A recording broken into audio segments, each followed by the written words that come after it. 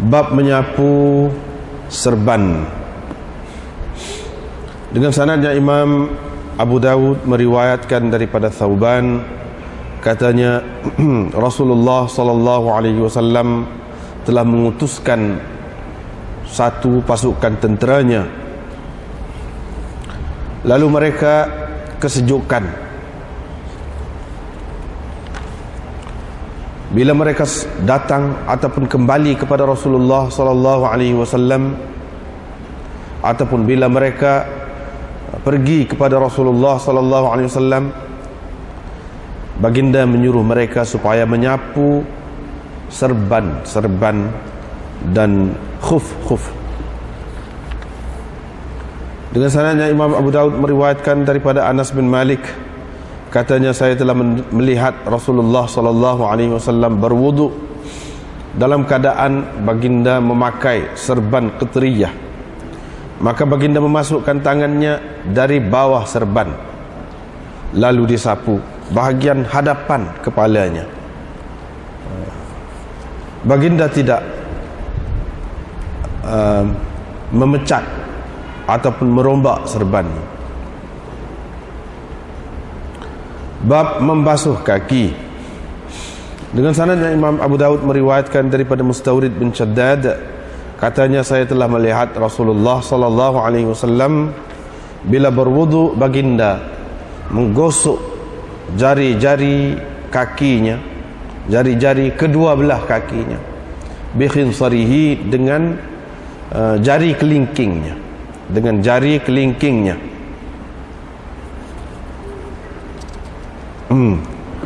Itulah bab ni. Dalam kitab ana pegang ni sudah habis juzuk yang pertama, baru habis juzuk yang pertama.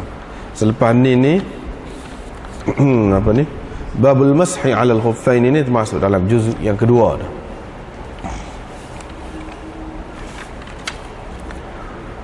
Malam ni nampak bakali padas kata je. Padas kata. Bila-bila nak tutup ni, sedang molek nak tutup majlis kita ni malam ni. Lepas tu puasa ni kak, berhentilah dulu. InsyaAllah lepas puasa lah pula. Bab menyapu serban ataupun di atas serban. Ini semua ni sapu ni bila ketika ambil air semaya lah. Pasal duduk cerita berkenaan dengan air semaya lagi. Sapu ni maksudnya sapu pada ketika mengambil air semaya ni. Ketika nak sapu kepala tu, tidak disapu kepala tapi sapu serban.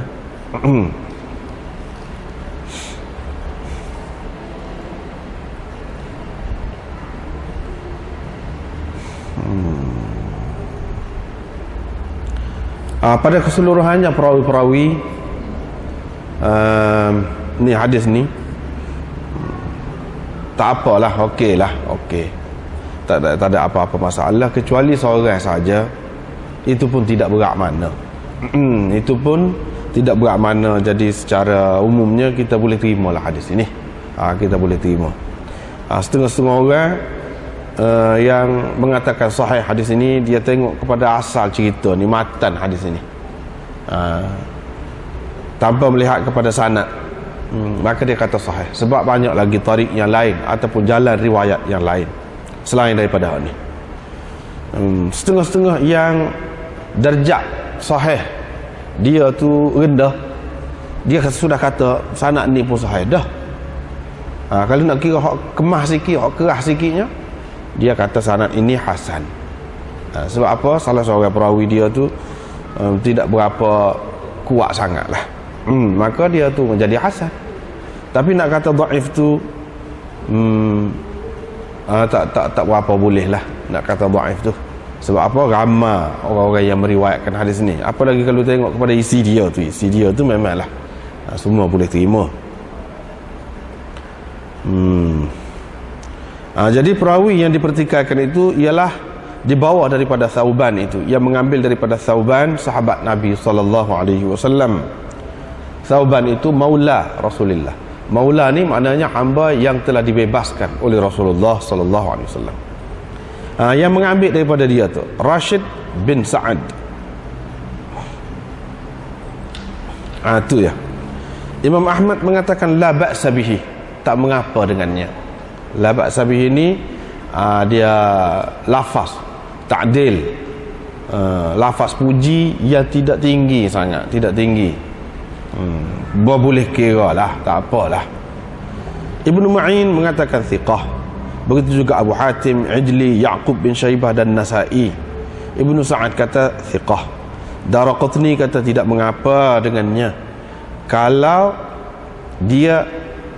orang yang tidak matruk meriwayatkan daripadanya.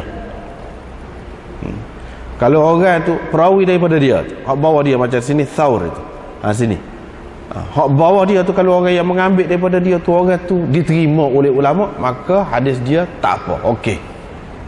Tapi kalau orang hak bawa dia ambil daripada dia tu bermasalah, tak sedap dah lah. Macam di sini Thaur itu tak apa. Bahkan dalam Bukhari pun ada sebut dalam Kitabul Jihad, dia ni dalam Sahih Bukhari ada sebut perawi ni, tetapi tidak dia disebutkan secara berasingan lah, secara berasingan, tidak sebagai sokongan begitulah, tempel-tempel orang. Hakim menyebutkan bahawa Daraqutni mengatakan dia ni dhaif. Itulah, Daraqutni kata dia dhaif. Begitu juga Ibnu Hazm kata dia dhaif. Jadi maknanya dalam ramai-ramai tu dua orang hak kata dhaif. Hak ramai lagi kata dia tak apa, boleh kira lah, boleh lah. Terutama apabila orang yang meriwayatkan daripada dia tu orang yang boleh diterima lah, tidak ditolak oleh ulama. Thauban menceritakan, kata dia Rasulullah SAW telah menghantar sariyah. Sariyah mana pasukan tentera yang dihantar oleh Nabi SAW. Sariyah boleh jadi setengah ulama mengatakan daripada sir, maknanya satu pasukan yang dihantarkan secara sulit, tetapi itu tidak menepati dari segi asal dia tu. Dari segi asal perkataan dia tu sir, ini sari lain, tidak, kurang tepat itu. Tetapi ada ulama yang mengatakan hal ini lebih kuat lagi. Sebab apakah dipanggil sariyah ni? Sariyah ni kerana pasukan ini adalah pasukan yang terpilih dan pasukan yang istimewa. Dia ambil daripada sari, asyai'us sari, maknanya sesuatu yang istimewa, yang terpilih. Jadi pasukan ni pasukan yang istimewa. Kemudian sariyah ni dia ramainya daripada 100 hingga 500 orang. Tu baru orang panggil sariyah. Lepas tu apabila pasukan ni dia pecah, itu orang panggil ba'th. Pasukan tu dipanggil ba'th. Dan banyak lagi lah dari segi istilah dia tu, tidak perlu kita nak bincang sini. Kalau dalam syarah-syarah hadis ni dia ada sebut lah. Dari segi kalau seraman ni orang panggil goni, seraman ni orang panggil goni. Jadi sariyah ni antara 100 hingga 500 orang. Anggota dia tu. Bila begitu mereka kesejukan, asabahum al-bard, mereka kesejukan, sejuk. Bila sejuk, maknanya mereka apabila ambil air semaya, ambil jugalah, buat cara hak maklum lah. Lepas tu bila berjumpa dengan Nabi SAW, mereka ceritalah bagaimana dalam keadaan sejuk. Kalau dalam keadaan sejuk sangat, maka Nabi SAW suruh mereka dalam keadaan tadi sapuh asaib, semuta, kita kata asaib. Imamah tadi dia buat tajuk al-mashi 'alal imamah, sapuh serban. Semuta hak tula jugalah, sapuh semuta ataupun serban. Dan tasakhin, sapuh khuf, hak pakai di kaki tu. Yang ni pakai sapu saja bila ambil air sembahyang, tak payah dibuka lah. Jadi kalau kena air tu, kena di rambut ataupun kepala, hak mana tak ada rambut tu, lebih terasa lah kesejukannya. Boleh jadi dia ni akan terkena selsema dan sebagainya. Jadi Nabi SAW tak benar tak payah, tak apa ni, tak suruh buka lah. Mana pada sapu data tu. Dan sapu khuf. Hak sapu khuf tu tak apalah. Boleh dikatakan semua ulama sepakat tu. Sepakat kecuali ahli bid'ah yang tidak terima sapu khuf ini. Adapun ahli sunnah wal jamaah semua tak ada kecuali mengatakan sapu khuf tu boleh. Cumanya yang jadi masalahnya masalah sapu serban. Sapu serban lagu mana? Sapu serban ni maksudnya sapu serban saja, tak sapu kepala langsung. Kalau sapu juga kepala sikit, rambut lah di kepala tu sikit, lepas tu sapu serban tu semua terima tu, tak apa tu. Hatta Imam Malik dan Imam Bukhari yang mengatakan kena sapu kepala ni, kena sapu habis ketika ambil air sembahyang. Dalam masalah ni dia kira darurat ni, dalam keadaan kesejukan ni, mereka pun membenarkan boleh sapu sikit kepala dan sapu hak baki lagi tu atas serban. Hak tu terima belaka, boleh katakan terima belaka lah. Cuma hak ni hak sapu atas serban saja ni langsung tak kena rambut ataupun kepala ni, hak ni lagu mana? Tu khilaf. Dia petik ni, Syekh Khalil Ahmad Saranpuri ni petik daripada kitab Nailul Autar. Dia kata ulama berselisih pendapat, terjemah lalulah, tentang sapu serban. Auza'i, Ahmad bin Hanbal, Ishaq, Abu Thawr dan Daud bin Ali Az-Zahiri mengatakan harus, boleh. Kalau nak sapu boleh. Tidak kata mesti kena sapu. Kalau nak sapu boleh, nak sapu atas serban saja. Kalau nak mengelak daripada khilaf tu, tak usah sapu serban sajalah, sapulah kepala sikit. Tapi bagi demo ni kalau sapu serban saja pun harus. Ni demo awak sebut nak sani. Ni harus. Dan ramai lagi hak lain. Dan hadis ini diriwayatkan oleh Imam Ahmad ni. Imam Abu Daud ambil daripada Ahmad bin Muhammad bin Hanbal. Imam Ahmad, memang Imam Ahmad pegang dengan hadis ni. Pegang dengan hadis ni.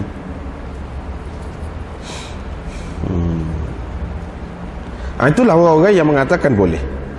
Kemudian khilaf pula. Satu perkara lagi. Itu perkara yang pertama. Perkara yang kedua, khilaf pula, adakah syarat bagi orang yang nak sapu serban saat ni, bila dia ambil air sembahyang dia boleh sapu serban saat ni, syarat bagi dia pakai serban tadi dalam keadaan suci dah? Kau tidak syarat. Yang ni seperti orang yang nak pakai khuf tu, dia nak boleh sapu khuf tadi apabila dia pakai khuf tu dalam keadaan dia sudah suci dah, lepas tu baru pakai khuf. Mana ambil air sembahyang basuh kaki, kesak kita kata pakai khuf. Lepas pada tu hak batal air sembahyang, apa nak ambil air sembahyang semula tu baru boleh sapu khuf tadi. Support tu, adakah support tu masalah sapu serban ni? Maknanya kena pakai, masa pakai tu pakai dalam keadaan suci, bukan dalam keadaan berhadas. Syarat kau tidak? Pecah dua pula situ.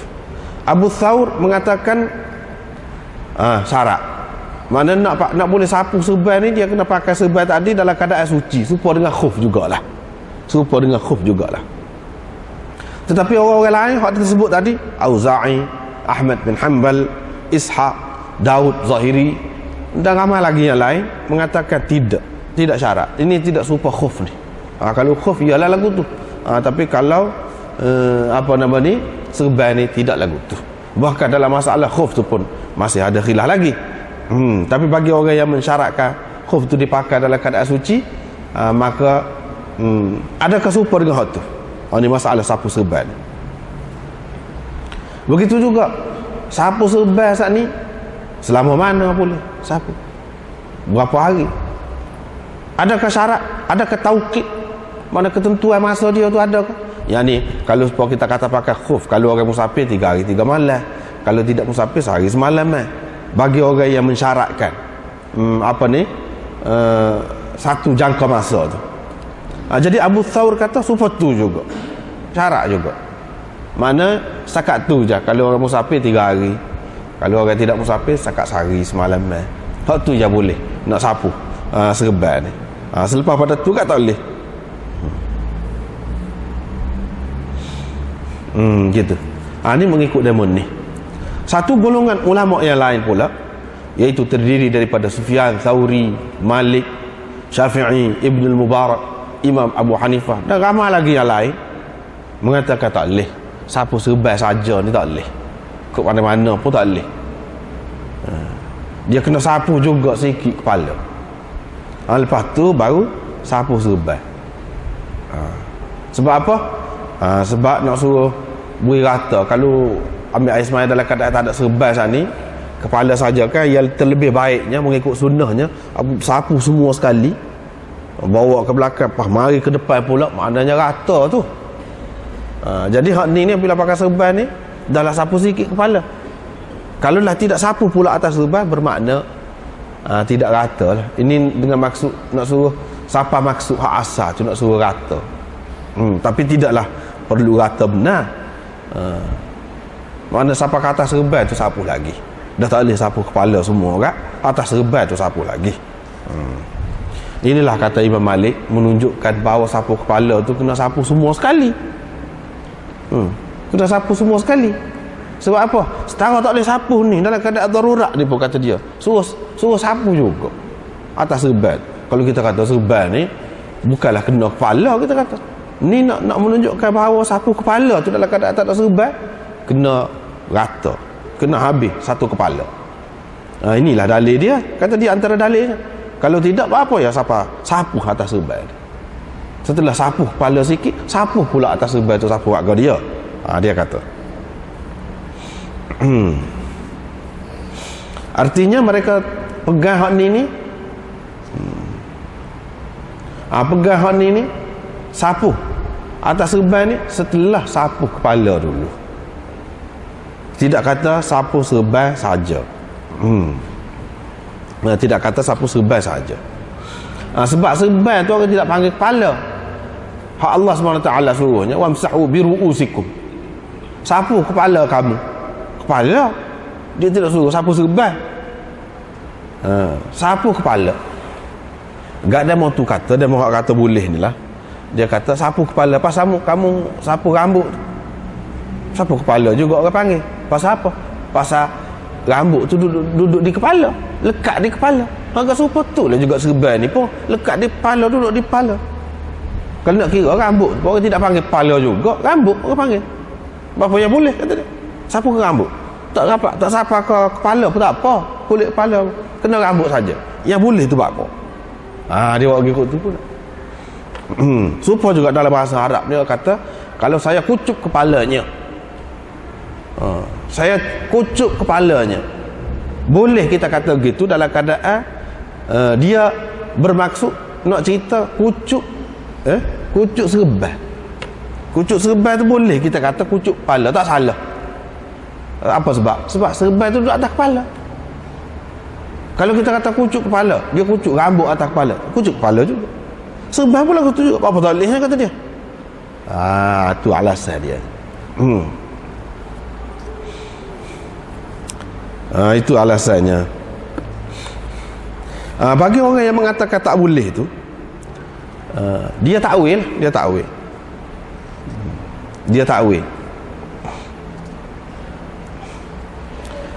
Ada beberapa takwilan dia. Di antaranya yang dimaksudkan alal asaib ni, Nabi SAW suruh mereka sapu serban, maksudnya hak bawah serban.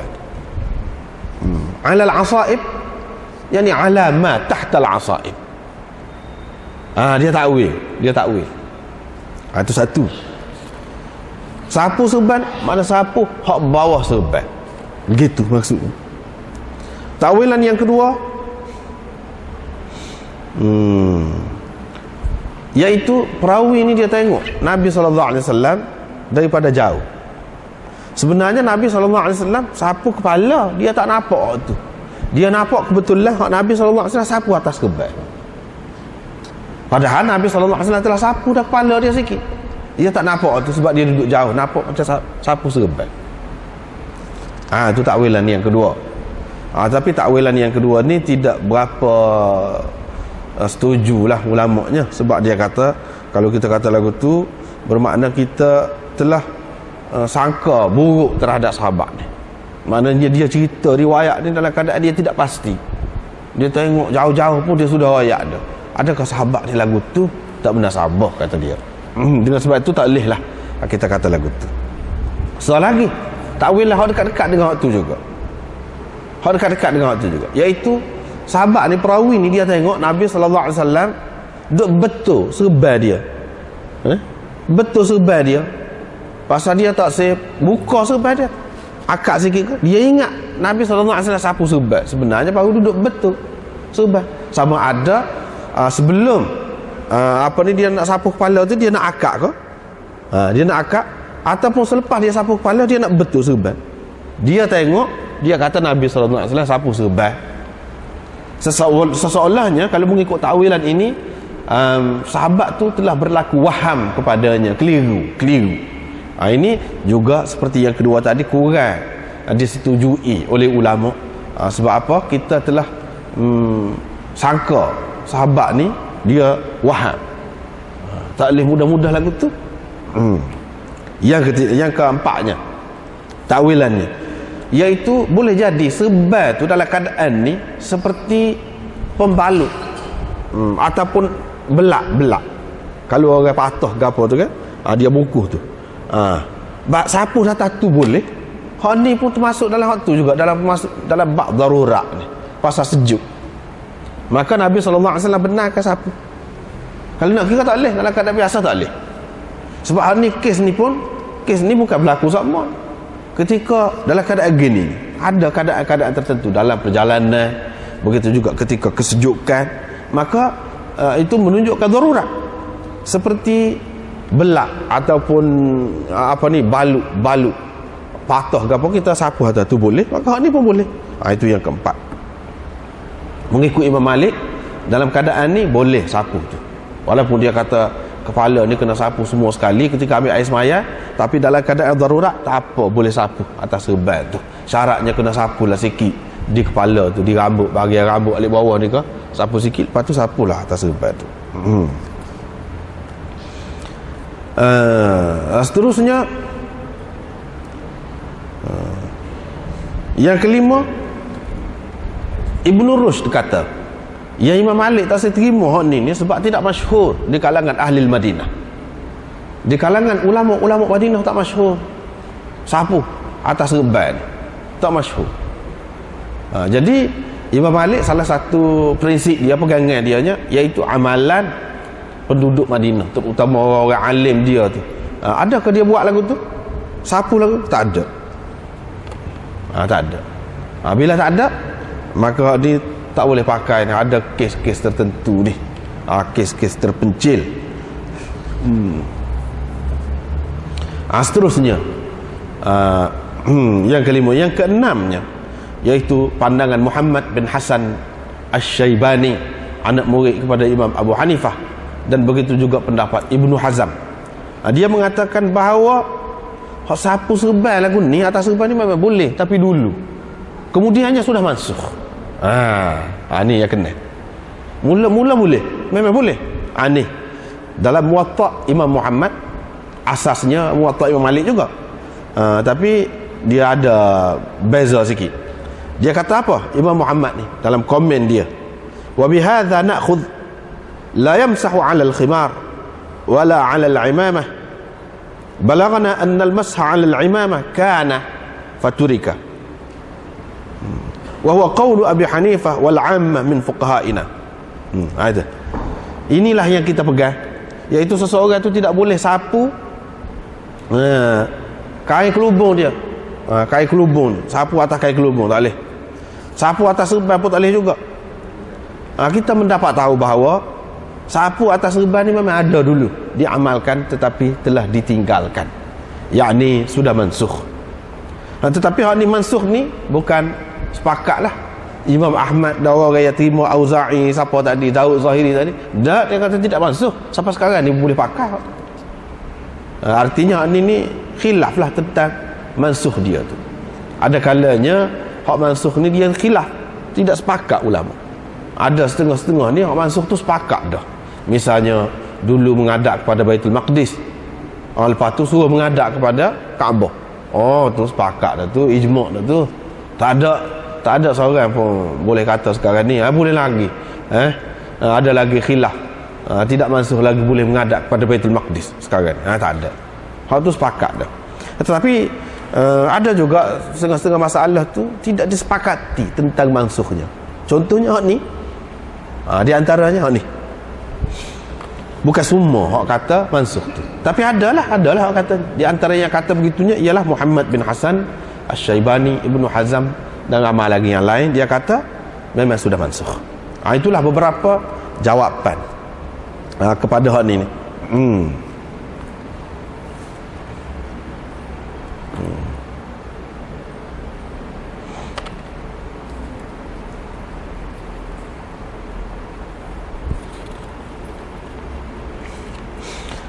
Yang ke-6, yang ke-7 ada lagi takwilan dia.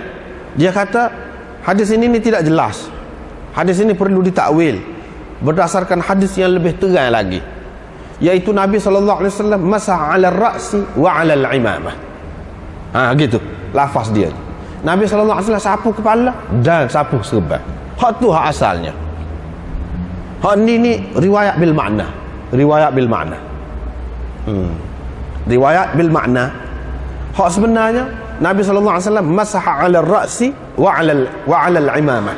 Hak tu riwayat Mughirah bin Syu'bah dan ramai lagi riwayat yang lain.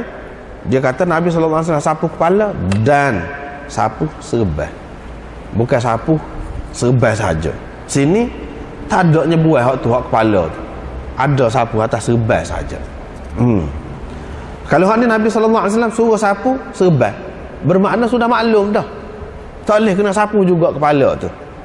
Sebab apa? Nabi SAW buat dia sapu kepala dan serban. Dia tidak sapu serban saja. Cuma kena sapu sikit kepala tu.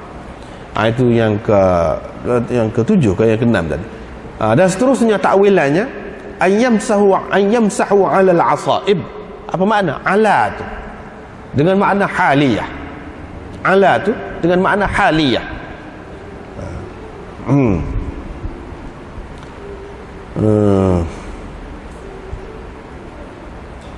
Dengan makna haliyah. Haliyah lagu mana? Dengan kita takdirkan jadi hal tepat dia. Misalnya kita kata wa adallahu Allahu ala ilmin. Ala ilmin itu maknanya hala kaunihi aliman. Gitu. Allah SWT menyesatkannya dalam keadaan dia tahu. Dalam keadaan dia tahu. Begitu. Bukan atas ilmu dah. Dalam keadaan dia tahu. Dalam keadaan dia sedar. Begitu. Supaya juga di sini Nabi SAW dalam riwayat yang lain lah, masaha 'alal imamah. Yani masaha ar-ra'sa muta'ammiman. Yani sapu kepala dalam keadaan dia tu pakai serban. Sebab dalam ayat yang seumpama ini, ala di sini kadang-kadang dia pakai dengan makna, memberi makna hal, keadaan. Maknanya Nabi SAW suruh mereka itu sapu dalam keadaan mereka pakai serban. Yang ni tak payah pecah serban tu. Dalam keadaan sejuk gini sapu kepala boleh. Ni kepala lagi. Ni kepala lagi. Tak payah pecah serban tu. Sebab kalau pecah serban nak pakai pula tu susah. Dia ada keharusan sekadar tu je. Yang ni yamsahu muta'ammimin. Amarahum an yamsahu, yani yamsahu ru'usahum muta'ammimin. Begitu takdirnya. Nabi SAW suruh mereka sapu kepala mereka dalam keadaan mereka berserban. Yang ni tak payah pecah serban. Itu banyak takwilan dia. Banyak takwilan dia. Jadi mereka tak pakai hak zahir ni. Bagi orang yang pakai hak zahir ni, dia kata apa perlu takwil-takwil lagu tu, tak sudah takwil-takwil lah, sapu atas serban tu. Macam Daud bin Ali Az-Zahiri ni, muka dia zahir ni dah ada lagu ni, pakai lagu ni buat apanya. Imam Ahmad pun lagu tu juga. Sebab tu anak sudah kata dah, demon ni lebih dekat ni beberapa orang. Dia lebih dekat pendapat dia. Imam Ahmad, Ishaq, Daud Zahiri dia lebih dekat. Walaupun Imam Ahmad ni tidaklah zahir setara Daud Zahiri tu, tapi banyak perkara dia serupa. Dekat-dekat kalau tidak serupa pun. Tapi berbeza dengan imam hak lain. Dia lagu lain, dia banyak takwil, dia banyak guna takwil. Dan mana tak say guna takwil. Lepas tu ada kata Nabi SAW, sapu kepala dan sapu serban, tu ketika lain kata dia. Boleh juga. Kita pun kata boleh kan nak sapu kepala kata, serban kata. Tapi ada ketikanya. Sapu serban saja pun boleh. Boleh. Dia buat pergi kot tu. Dia kata tidak, bukan hak tu hak asal dah, hak tu cerita lain. Cerita lain. Bukan kita kata hak tu hak asal, hak ni kita nak tahu sesuai dengan hak tu. Tak say. Dia tak say. Hak tu betul kita kata apa? Banyak kali berlaku. Mungkin ambil air semaya ni berapa kali sehari. Nyada orang tengok Nabi SAW ketika sapu kepala dan sapu serban. Ada juga orang tengok sapu serban saja. Apa yang kita nak tahu dia kata. Ini orang-orang besar belaka ni ya. Orang-orang besar belaka.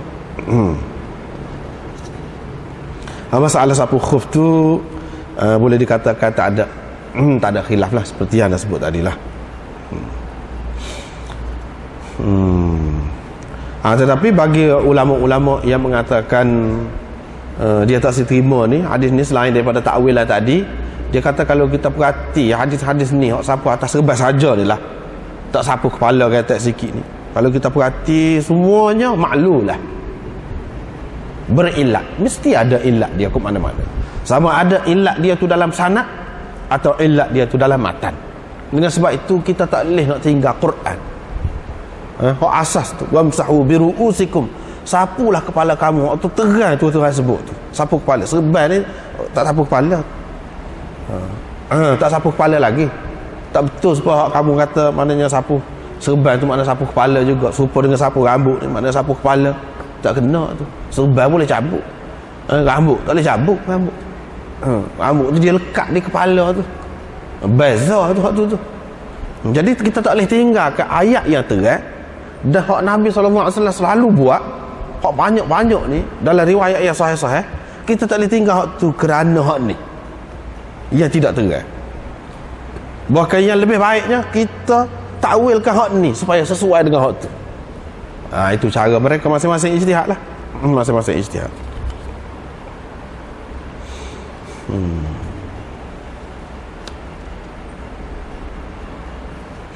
Seterusnya ni Imam Abu Daud dia nak cerita. Kalau kita baca kan hadis tadi, saya telah melihat, kata Anas, saya telah melihat Rasulullah sallallahu alaihi wasallam berwuduk dalam keadaan baginda pakai serban qitriyah. Maka baginda memasukkan tangannya di bawah serban dan dia sapu bahagian depan kepala dia. Dia tidak pecah serban dia. Ini menjelaskan salah satu takwil lah tadi. Bermakna Nabi SAW dia sapu juga kepala dia tu. Hak tadi sapu serban tu, selepas tu sapu dulu kepala, sapu bahagian depan kepala. Sinilah ya Imam Abu Hanifah pegang. Tidak ni hak seumpama inilah, riwayat-riwayat seumpama ini, dia kata sekurang-kurangnya kena sapu kepala ni iaitu 1/4 kepala. 1/4 kepala. 1/4 kepala ni bagaimana? Bahagian depan misalnya. Maknanya kalau kita letak tangan kita ni, setara tu. So kurang-kurang je. Kurang pada tu tak boleh, kata dia. Dia pendapat lagu tu. Kurang pada tu tak boleh. Sebab apa? Ni dalam keadaan darurat, dia tak pecah serban ni, dia sapu juga. Tapi sapu sebanyak tu. Kalau lah wajib, tak sah air sembahyang tu kalau tak sapu semua kepala. Apa dia tak sapu semua? Dia sapu juga setara tu. Itu menunjukkan hak tu hak wajib. Hak selebih daripada tu sunat. Dia kata sunat. Memang molek lah sapu lebih lagi tu. Dengan sebab itu dia sapu atas serban lagi untuk nak dapatkan hak sunat tu. Tetapi hak asasnya sapu bahagian depan kepala 1/4 sudah memadai, kata dia, berdasarkan hadis-hadis seumpama inilah.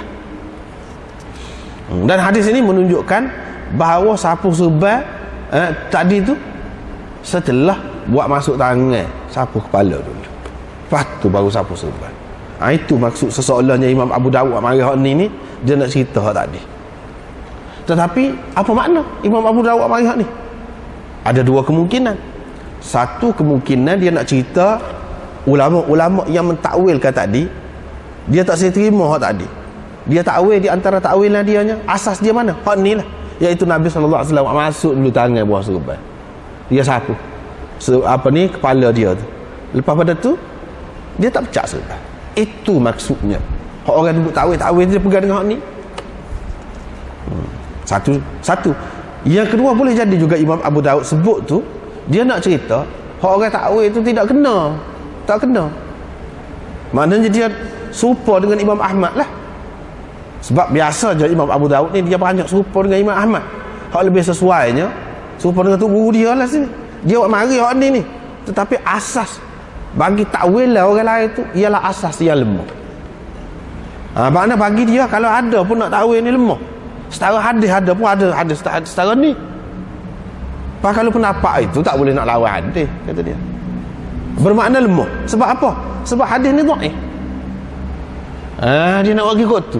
Makna paling ada kalau hadis yang boleh dijadikan sebagai asas untuk takwil, hadis yang pertama tadi, asas ni tak kuat. Sebab apa? Dia dhaif. Macam mana kita nak buat asas? Tak boleh. Maknanya kemah tadi juga. Sesoalnya dia nak ceritanya hak Imam Ahmad, Auza'i dan lain-lain, bukan siapa atas serba saja tu kemah tu. Sebab apa? Kalau ada takwilan, asas untuk takwilan daripada hadis itu tidak kuat. Hak ni kalau ada seumpama inilah hadis setara ni. Lepas tu kalau ada takwilan tadi, kita kata nak baikilah ni serba lah, kita kata gini-gini, itu takwilan fikiran kita. Fikiran kita tidak lebih lagi daripada hadis. Sesoalan ni nak pergi kot tu. Boleh jadi maksud dia gitu. Dua kemungkinan. Tapi kemungkinan yang kedua tu lebih kuat. Sebab apa? Memandangkan Imam Abu Dawud ni biasanya dia serupa dengan Imam Ahmad pendapat dia. Sekali-sekali kita tengok macam dia nak sokong golongan satu lagi. Tidak. Dia nak pelemah tu. Sebab apa? Hadis ini satunya dipertikaikan perawi hak mula-mula Ahmad bin Saleh. Tetapi hak ni tidak kuat mana. Yang pertikaikan Imam Nasa'i je. Hak gomo kuat benar. Pertikaikan dia. Orang-orang lain tu boleh katakan boleh terimalah dia ni. Cumanya tidak seorang dia je dalam sanad ni. Yang keduanya iaitu Abdul Aziz bin Muslim. Ni seorang lagi. Hak ni semua kata dia ni tak kuat. Boleh katakan ramah lah. Tidak sebuah tadi. Hak tadi tu Imam Nasa'i je. Hak ni ramah lagi. Hak kata dia tu dhaif. Selain daripada itu, Abi Ma'qil ni siapa dia? Abi Ma'qil ini Yahya bin Sa'id Al-Qattan mengatakan majhul dia ni. Orang tidak diketahui. Bila tidak diketahui siapa dia ni, maka riwayatnya adalah dhaif. Kalau kita nak takwil berdasarkan hadis tu secara ni, jadi tak boleh juga. Itu tujuan dia amari hadis ni.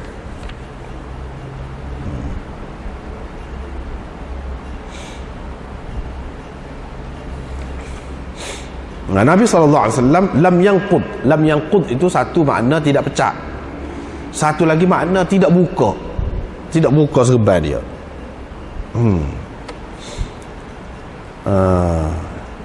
Hadis ini menunjukkan kalau kita terima, tapi nak buat amal, nak buat hujah tu tak boleh lah. Dia muka dhaif dah. Kalau kita nak terimalah hadis setara ni, dari segi makna dia nak pakai jugalah. Kalau sekiranya sanad dia tu kuat sikit, ataupun mengikut orang yang mengatakan boleh kira lah, boleh pakai juga. Dia tak terima orang-orang yang pertikaikan hadis ini, maka ia menunjukkan bahawa kita tak perlu bersusah payah sangat dalam agama ni, dalam buat ibadat ni. Tidak kata bila nak ambil air semaya mesti kena pecah serban, mesti kena pecah selipar ke apa. Tidak. Mana dalam keadaan ada serban lagu tu tak saya buka pun boleh. Boleh. Itu ada kemudahan kepada kita.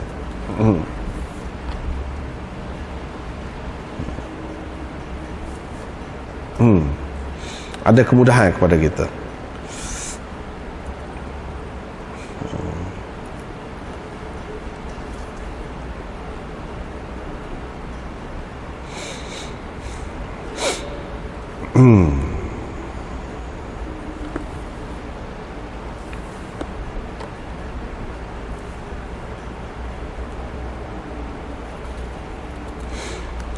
Seterusnya bab ghaslir rijli atau bab ghaslir rijlain.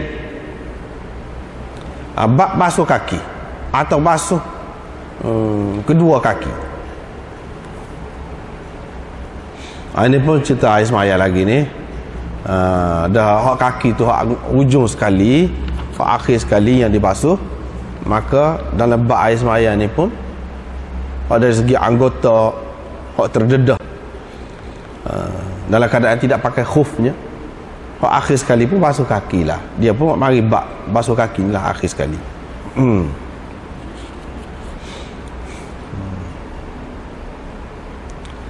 Basuh kaki di sini Imam Abu Daud nak tekankan apa dia? Iaitu basuh kaki ni dia kena rata. Kena rata. Bukti kena rata tu lagu mana? Iaitu Nabi SAW bila ambil air semaya, dia gosok jari-jari kaki dia tu dengan jari kelingking dia, terutama celah-celah dia gosok. Ini menunjukkan basuh tu mana basuh betul-betul, bukan main-main basuh, tidak. Nak kata sapu tu jauh sekali. Tidak cara sapu tu kalau gosok sampai celah-celah kaki lagu tu. Ini cara basuh betul. Dan tajuk dia tu pun basuh kaki. Basuh lagu mana? Basuh cucuk gitu saja Pak. Dia nak ceritanya basuh yang termasuk di dalam bab isbaghil wudu, menyempurnakan wudu ni basuh dengan gosok. Gosok di celah-celah dia tu. Itu maksud dia sini. Tetapi sanad hadis ini pun dia ada masalah juga. Ada masalah juga. Inilah bezanya kalau kita ngaji kitab hak asal. Kalau kita tidak faham benda-benda lagu ni, jadi tak ada makna lah. Kalau kita baca kitab Bulughul Maram misalnya, Bulughul Maram Hafiz Ibn Hajar, dia tak ada sanad. Tak ada sanad. Cuma dia rayak lah dalam kitab ni. Dia rayak lah tu riwayat siapa-siapa tu. Tapi sanad dia tak ada. Sebab juga Riyadhus Salihin, tak ada juga. Hak lebih besar lagi daripada tu, Mishkatul Masabih misalnya, hak tu pun tak ada sanad. Jadi tak ada nak bahas sanad. Kalau bahas sanad pun tak nampak lah, pasal tak ada sanad. Kalau guru bincang tentang sanad hadis ini sebab apa perawi dia mana ada sebut pun tak ada sebut, kecuali kena tengok kitab asal lah, tempat ambil dia tu. Di antara tempat ambilan semua kitab-kitab tadi ialah Abu Daud. Ni lah asalnya. Bila kita tengok asal, baru kita jumpa dengan sanad-sanad sana. Bila jumpa dengan sanad-sanad sana, kita tak boleh lalu gitu saja kalau ada masalah. Kalau ada masalahnya, siapa dia sini? Ibnu Lahiyah. Situ ada masalah. Apa yang Abu Daud ambil mari ni perawi yang dipertikaikan, dia tidak mari. Tak banyak lagi hadis hak sahih ni tentang basuh kaki ke apa ni. Gosok celah-celah jari banyak hak sahih. Hak Hasan pun ada, hak sahih pun ada. Apa dia tak mari? Serupa juga dengan Imam Tirmizi juga. Imam Tirmizi pun lagu tu juga. Kadang-kadang dia tahu, dia isyarat. Wa fil bab dalam Tirmizi, wa fil bab an orang ni. Hak dia kata an orang ni daripada sahabat tu, hak tu riwayat hak sahih. Hak dia hak mari tidak sahih. Apa dia tak tahu? Dia tahu. Apa-apa. Dia sengaja.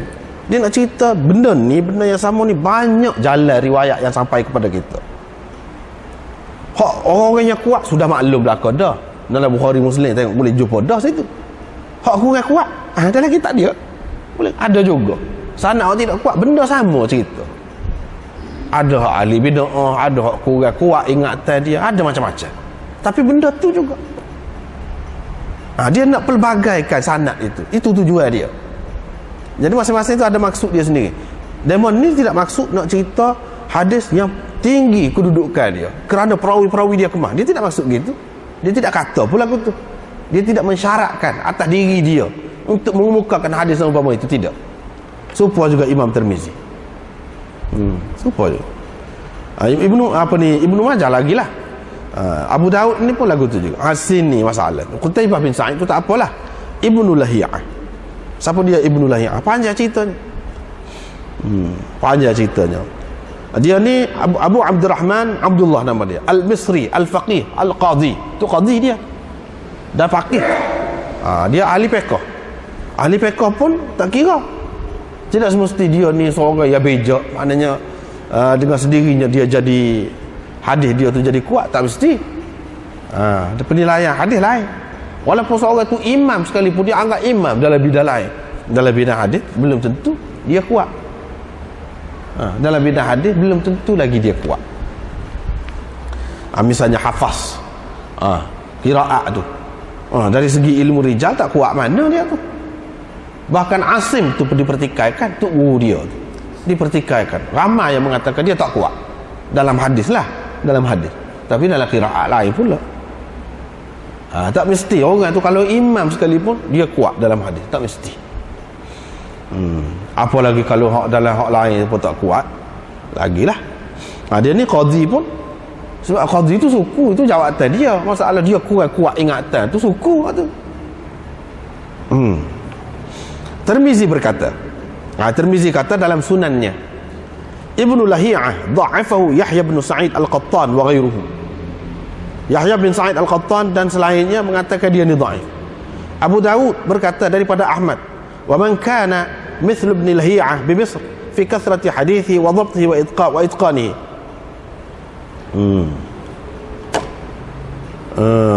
Ni Imam Ahmad maknanya mentausikkan dia lah pula.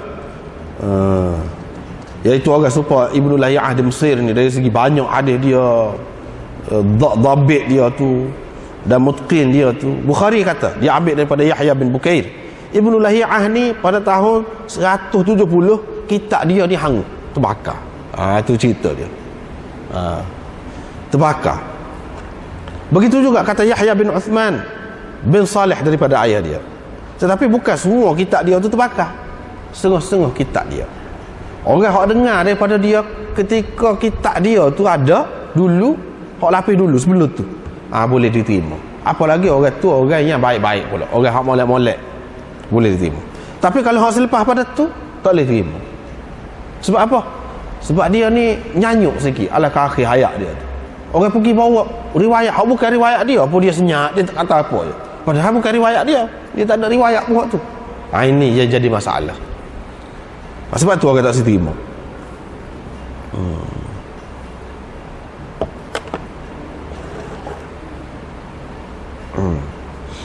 Jadi celaru lah maknanya orang yang catat hadis daripada dia semasa dia tu hilang. Apa ni, tak ada dah kitab-kitab dia tadi tu, celaru lah. Ada juga dalam kitab asal dia tu pun masalah juga. Dia ni banyak melakukan tadlis pula. Tadlis. Hak dalam kitab asal tu hak tidak hilang lagi tu pun. Ketika tak terbakar lagi tu pun, memang ada masalah dah. Kadang-kadang dia riwayat daripada Atta' terus. Padahal ada celah di antara dia dengan Atta' tu seorang. Kadang-kadang 2 orang ada. Kadang-kadang sampai 3 orang ada. Dia gugurkan. Ini pesen dia. Itulah menyebabkan jadi ulama tak saya terima. Tak saya terima dia. Setengah ulama kata kalau orang kuat riwayat daripada dia, tak apa. Kalau tidak kuat tak boleh. Imam Muslim 2 tempat dalam kitab Sahih Muslim dia nak mari hak ni riwayat Ibnu Lahiyah, tapi bukan secara berasingan lah. Wak mari tu ujung riwayat dia, dengan maksud istishhad, bukan dengan maksud jadikan sebagai asas dalam kitab dia tu, tidak.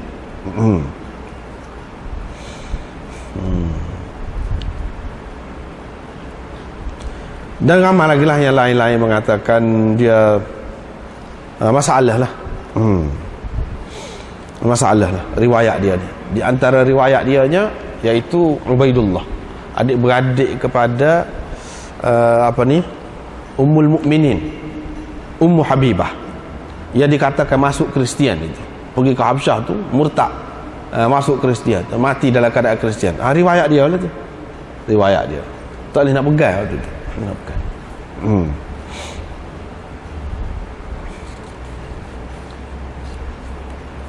Sebab apa? Sebab waktu tu termasuk dalam golongan yang masuk Islam di peringkat awal. Masuk Islam di peringkat awal ni tak ada hak boleh sebut murtad, tak ada. Bahkan ketika Heraklu tanya Abu Sufyan ketika dia belum masuk Islam lagi tu, tanya dia, adakah orang yang mengikut agama Muhammad ni, Nabi yang baru ni, bila masuk dalam agama ni murtad pula, adakah? Abu Sufyan kata tak ada. Ketika tu makna hijrah ke Habsyah ni ada dah, berlaku dah berapa tahun dah. Sekiranya ada, mesti Abu Sufyan kata ada seorang. Ini tak ada, dia tak ada sebut. Tu riwayat Bukhari, riwayat Muslim, riwayat ramai lah sahih. Jadi riwayat Ibnu Lahiyah ada sebut kata dia tu murtad, tak boleh pakai. Sebab apa? Ni riwayat Ibnu Lahiyah, tak padan nak lawan hak tu. Tak padan nak lawan hak tu. Tapi kalau peringkat kemudian, peringkat akhir hayat Nabi SAW masuk Islam tu, setelah Islam ni menguasai Mekah ke apa tu, memang ada lah ketika tu hak sekali jumpa dengan Nabi SAW, tu ada hak murtad. Tetapi hak peringkat awal tak ada. Tak ada tu. Kalau ada riwayat yang menyebutkan ada hak murtad, riwayat tu tak boleh pakai sebab dia bercanggah dengan riwayat hak lebih sahih.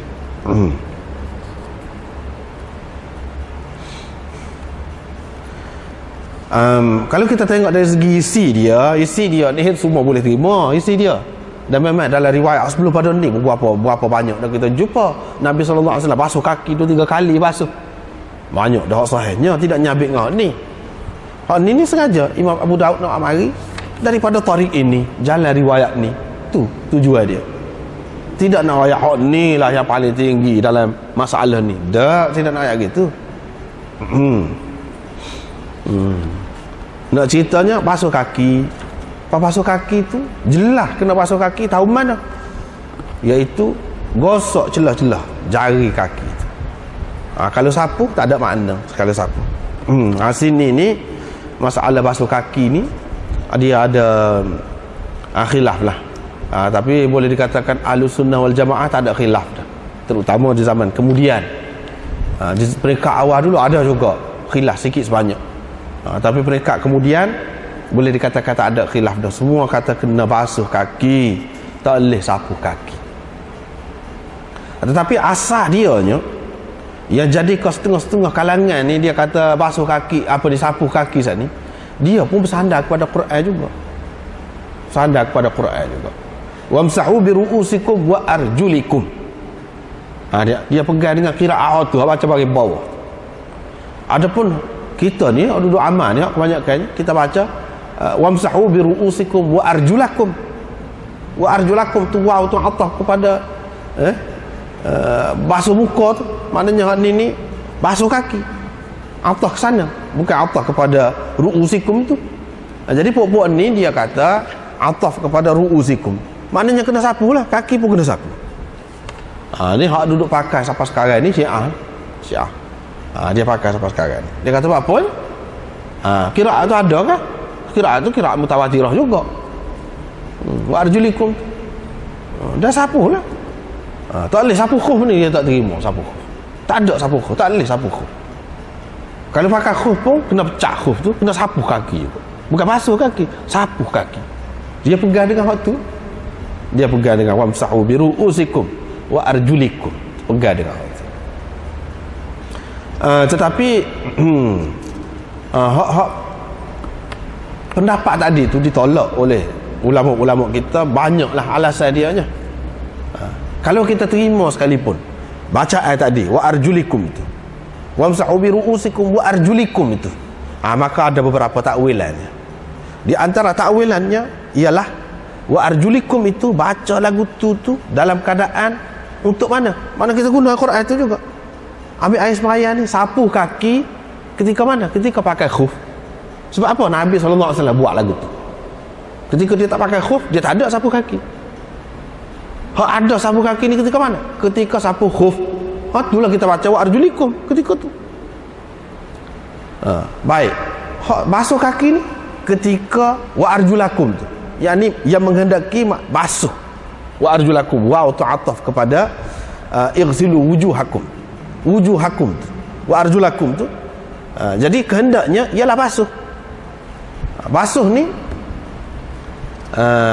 wamsahu bi ru'usikum, apa ni, faghsilu wujuhakum wa aydiyakum ilal marafiq wamsahu bi ru'usikum wa arjulakum.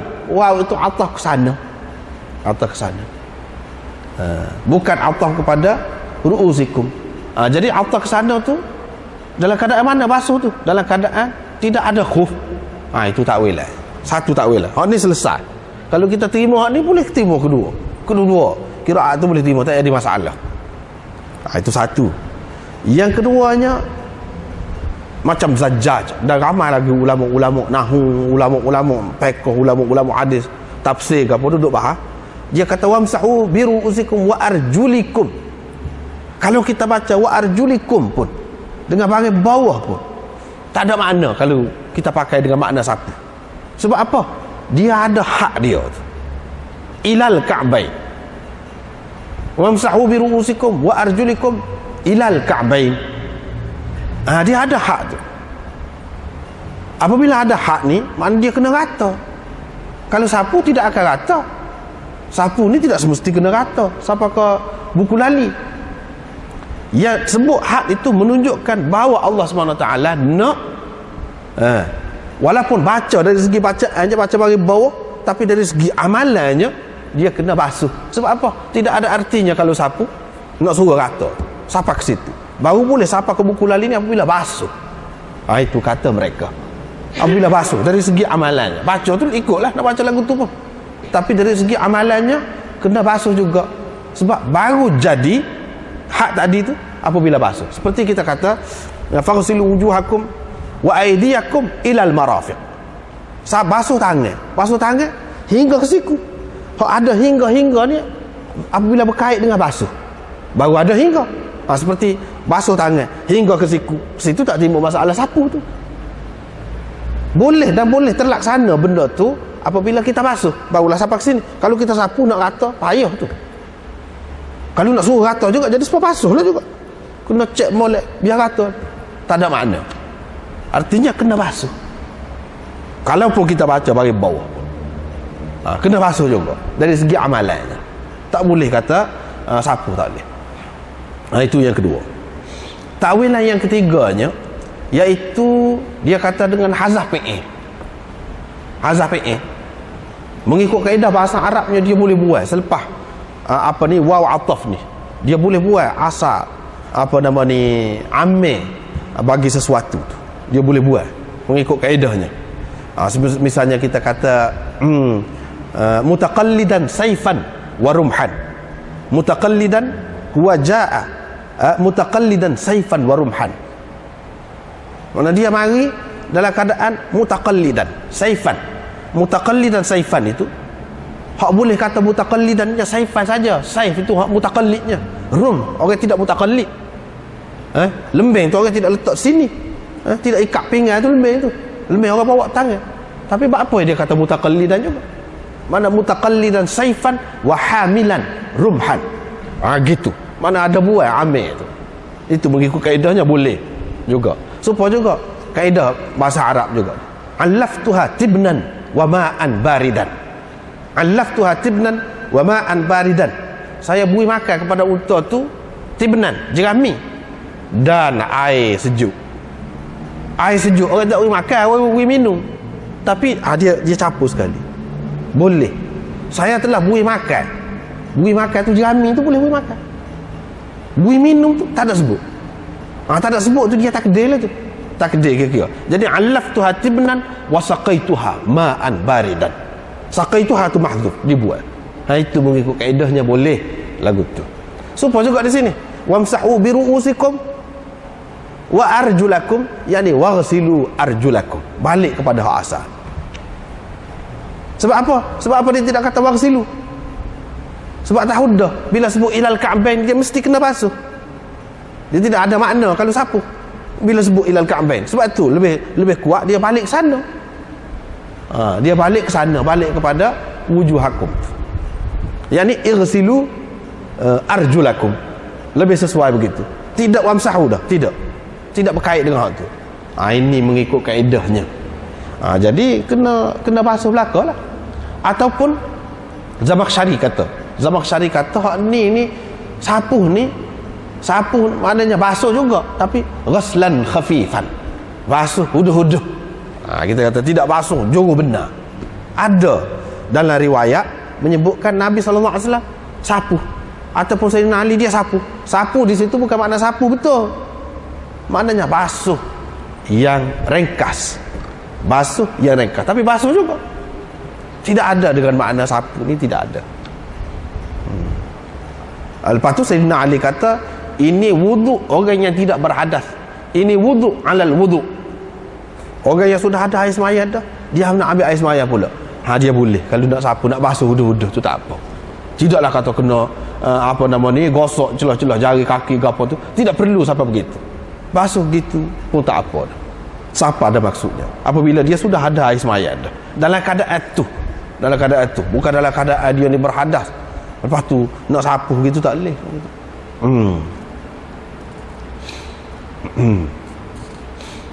Lepas pada tu Nabi SAW banyak dalam hadis-hadis dia sendiri tak ada sapu. Kalau ada pun riwayat itu tidak kuat. Kalau ada, dan ditakwil dengan makna basuh juga. Sebab ada dalam bahasa Arab ni masahan dengan makna basuh yang ringkas.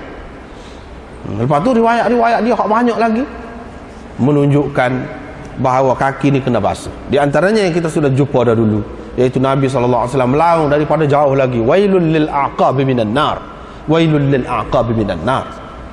Kecelakaan untuk tuan-tuan tapak kaki yang tidak rata air dia. Kecelakaan daripada neraka akan menimpa orang yang tidak basuh kaki dia, tumit dia tu tak kena air. Aqab tu maknanya tumit, makna tumit dia tu dia tidak basuh dengan baik. Ini menunjukkan Nabi SAW nak basuh. Kalau lah sapu boleh jadi tidak rata bila sapu. Tumit tu tidak rata air. Maknanya ini menunjukkan kena basuh kaki tu, bukan sapu. Sebab apa? Dalam hadis tu dia kata bagi ancaman. Mana ancaman ni, dia tidak ancam kalau benda tu tidak benda rukun, tidak benda yang mesti. Begitu. Lepas tu ada pula ulama yang mengatakan hak sapu ni memang ada riwayat tu. Sapu ada, tapi hak ni hak dulu. Hak ni sudah mansuh juga. Ini pendapat Ibnu Hazm dan ramai lagi yang lain, dia kata hak ni pun sudah mansuh juga. Hak sapu ni memang ada, kita terima, tapi hak ni sudah mansuh. Hak kemudiannya tak ada, kena basuh. Baru boleh sapu kalau pakai khuf. Kalau pakai khuf memang boleh sapu. Ada pun jadi semua dah sepakat dah. Orang-orang yang dikatakan dia ni sapu, macam siapa dia? Macam Hasan Basri, dikatakan dia ni sapu. Ibnu Abbas, semua ada riwayat daripada dia yang menunjukkan mereka ni meninggalkan pendapat dia hak dulu. Pendapat dia hak dulu tu. Semua ada. Tetapi orang-orang yang mengatakan basuh ni tak ada pula riwayat daripada dia yang mengatakan dia tinggal pendapat tu, tak ada. Hak ada riwayat daripada dia sapu, hak tu ada. Kemudian dia sudah raja'an, dia tinggal pendapat tu. Dia tak pakai hak tu. Tak ada seorang pun yang dikatakan dia ni terima hak sapu kaki, melainkan ada juga diriwayatkan daripada dia tak boleh sapu. Mana dia tinggal hak tu. Bermakna tak boleh pakai dah lah. Tak boleh pakai. Dengan sebab itulah maknanya ulama-ulama sepakat dalam masalah ni, mengatakan tak boleh, tak ada dah sapu ni. Sebab itulah Abdurrahman Ibnu Abi Layla mengatakan, ijma' sahabat dah mengatakan kaki ni kena basuh, tak boleh. Ijma' sahabat. Bila kata ijma' sahabat, tak ada lah hak Sayyidina Ali kau Ibnu Abbas tu. Kalau ada waktu tu susah tinggal dah tu, tak ada. Hafiz Ibnu Hajar pula mengatakan hadis-hadis berkenaan dengan basuh kaki ni mutawatir, sampai kepada peringkat mutawatir.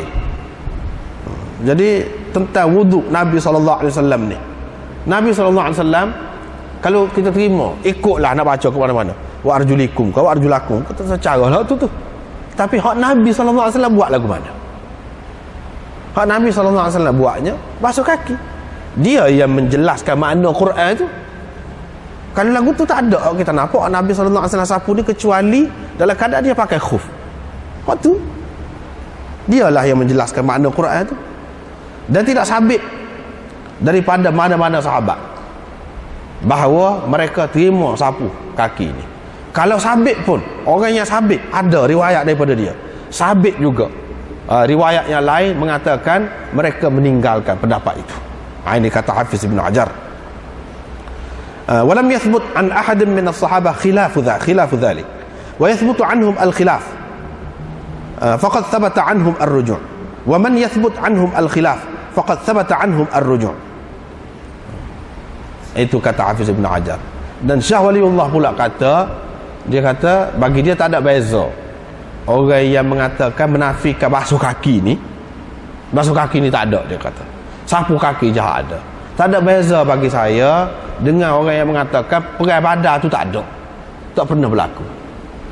Itu kata Syah Waliullah. Perai badan ni tak ada, pasal dia boleh terima kata perai badan tak ada je. Itu termasuk dalam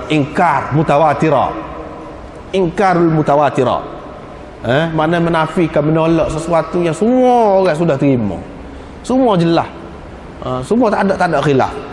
Tetapi puak-puak Syiah ni dia kata tak, dia nak pakai hak tu semacam, sehingga kan anda tengok dalam kitab dia, kitab Istibsar dan kitab Tahdzibul Ahkam, dia kitab Syiah ni, kitab hadis dia, hak muktabar sepuluh kita ni ada yang diterima oleh kebanyakan ulamanya.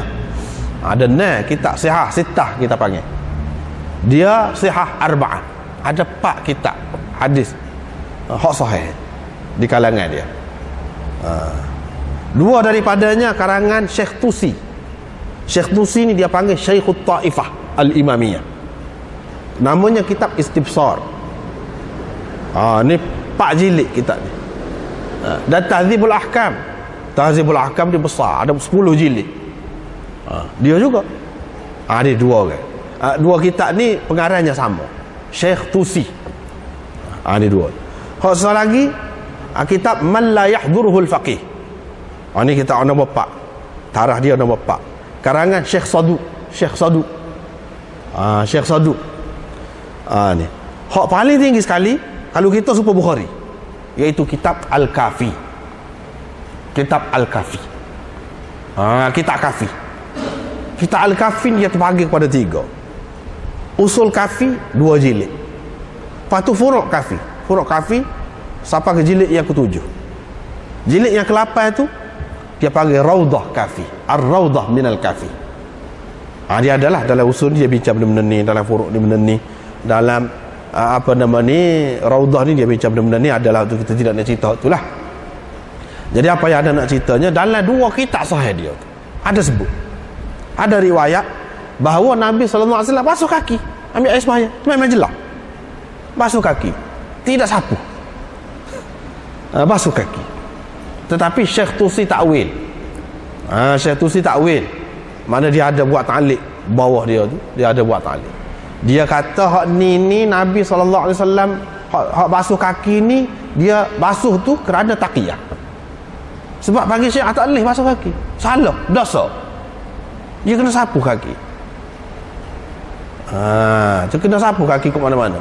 Jadi ni macam mana dalam hadis dia tu sendiri tu ada kata Nabi SAW basuh kaki. Dia tak ada arah nak pergi, tak ada arah nak pelepah. Dia kata ni Nabi SAW buat secara taqiyah, yang ni secara pura-pura. Tapi kita tak faham lah pura-pura kok mana.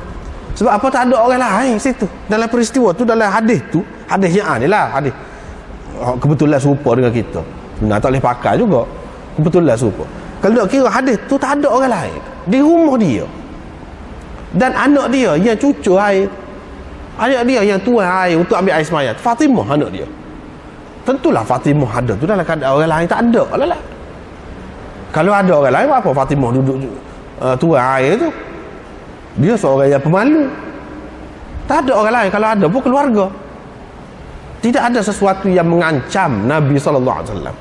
Kalau kita kata taqiyah ni boleh kita buat dalam keadaan terdesak, seperti Ammar bin Yasir. Ammar bin Yasir ni dia, oleh kerana dia diseksa kuat sangat, dia telah mengucapkan kata-kata yang boleh jadi kufur lah sekiranya seseorang itu dalam keadaan biasa ni ucapkan begitu. Sehingga turun ayat Quran, illa man ukriha wa qalbuhu mutmainnun bil iman. Hak tu kecuali orang ni tak apa. Makna tidak jadi kafir walaupun dia mengucapkan ucapan yang dalam keadaan biasanya boleh jadi kafir kalau orang ucapkan. Kalau orang ucapkan begitu, tapi dalam keadaan terpaksa, dalam keadaan darurat, kalau ucapkan tidak jadi kafir. Dalam keadaan tu, ni Nabi SAW siapa dia seksa dia je. Siapa dia tak sapu kaki tu? Siapa dia yang letak pedang atas tekak dia je? Siapa dia tu basuh kaki, dia tak sapu kaki, tak benar sabar. Tapi oleh kerana dia ni tak ada arah nak pergi, dia kata lagu tu lah, dia kata Nabi SAW taqiyah. Adakah patut kita nak kata Nabi SAW tu pura-pura pula ambil air semaya? Tapi bukan hak tu hak benda kita kata hak furuk, hak masalah usul ni pun kita kata dah orang Syiah kata Sayyidina Osman ni jahat, Sayyidina Osman ni zalim macam-macam lah dia kata. Dah kalau zalim apa ya buih anak dua-dua orang nah anak tin tu. Lepas mati hak yang kedua tu kata kalau ada lagi dia nak buih lagi. Takkan nak buih kau orang jahat, takkan nak buih kau orang zalim. Dia tak ada nak pergi, dia kata tu taqiyah, dia kata. Taqiyah ni maknanya pura-pura lah. Nabi SAW tahu sangat dia ni jahat, tapi oleh kerana ada lah kepentingan. Berat tu tuduhan lagu tu. Jadi kepentingan apa? Hak kita nak nampak, kepentingan apa yang Nabi SAW nak jaga sangat dia? Kepentingan pitih kah? Dia bukan dia orang kaya. Berat tu. Sebab tu tak boleh. Faham cara dia tu rusak akidah. Kita nak kata lagu mana? Faham Nabi yang melera sangat ke dia tu, melera apa? Takut ke dia? Tak ada sahabat takut, ramai lagi sahabat sanggup mati ki Nabi ni. Lepas tu dia melera sangat. Kalau kita kata ki dia Potai Osman tu kaya, maknanya Nabi ni teruk pada orang biasa lah kalau lagu tu. Tak benar sahabat. Sebab tu tak boleh pergi cara demo ni, tak boleh pergi lari cara dia. Apabila dia faham cara dia tu, tak kira lah faham dalam masalah akidah kau, dalam masalah furuk kau, lari jauh tu sampai kan kalau orang terima cara dia tu, orang akan nampak Islam ni teruk. Tu bahayanya. Sebab tu tak boleh pakai cara dia. Sebab tu kita dulu tengok kitab syarah Muslim kau, Imam Nawawi kau, syarah orang ni muktabar dulu, mana ada sebut pendapat Syiah? Tak ada sebut. Kalau ada sebut dia sebut sebagai sebut hak tak pakar. Tapi kalau sebut Daud Zahiri kau ni sebut semacam mana ni khilaf orang yang muktabar. Hak ni puak-puak ni khilaf orang yang tidak muktabar, tak boleh pakai. Kalau kita terima juga bahaya tu, sehingga orang nampak Islam dia teruk jahat. Orang nampak Islam tak ada beza dengan kafir. Tak jahat lagu mana, tak teruk lagu mana Islam ni. Kalau dah muta'ah boleh. Kalau dah muta'ah boleh. Lepas muta'ah tu pergi tempat pelacur. Khomeini kata pergi tempat pelacur, akad muta'ah, tidak jadi zina. Kalau lagu tu tak ada zina lah. Dah ada jalan keluar dah. Boleh pahala pula. Tak rosak kalau lagu tu. Kalau lagu tu bini orang apa boleh nak muta'ah dengan bini orang. Kucak kacir, apa bezanya Islam dengan agama lain kalau lagu tu. Kalau tengok 10 Muharram tu katok tubuh gapo tu, siapa darah pasal ke diri. Kuda hak tidak bersalah tu cocok dia biu dululah, cocok ni dengan pedal dia tubik ni mata pedal kot ni, buat nyaya ke binatang. Lagu ni Islam kalau orang tengok serupa dengan Hindu duduk amal tai pusat, duduk akak kabadi dia tu, cocok sana cocok sini, cocok lidah, cocok bibir, lebih kurang lagu tu. Kalau kita terima demon ni, Islam tu orang akan nampak tak ada beza dengan kafir, tak ada beza. Islam hak molek ni, hak ahli sunnah, baru tak ada benda-benda lagu tu. Baru tak ada benda. Kalau tidak ada, itulah benarnya. Sebab itulah dari segi furuk pun orang-orang yang tidak faham. Pernah satu ketika dulu siapa ada pula fiqh 5 mazhab. Fiqh 5 mazhab yang dimaksudkan itu Syiah adalah pasal tengah-tengah duduk berangi nak terima Syiah. Dalam keadaan tak khabar buat lagu tu. Kalau kita rujuk kepada kitab-kitab dulu, tak ada. Bukan dia tak tahu, tapi tak sepakat, tak sepakat tu dia masalah. Gitulah. Habis sekat tu dulu. Kitanya insya-Allah lepas pada ni, lepas lepas pada raya lah pula kita cuti lah. Sebulan lebih kurang lepas pada raya, lepas pada puasa Senin tu insya-Allah kita sambung pula lah. Apalagi sampai kepada hujung dah ni, nak masuk juzuk yang kedua pula kita ni. Berhenti sekat tu lah dulu. Wa akhiru da'wana alhamdulillah.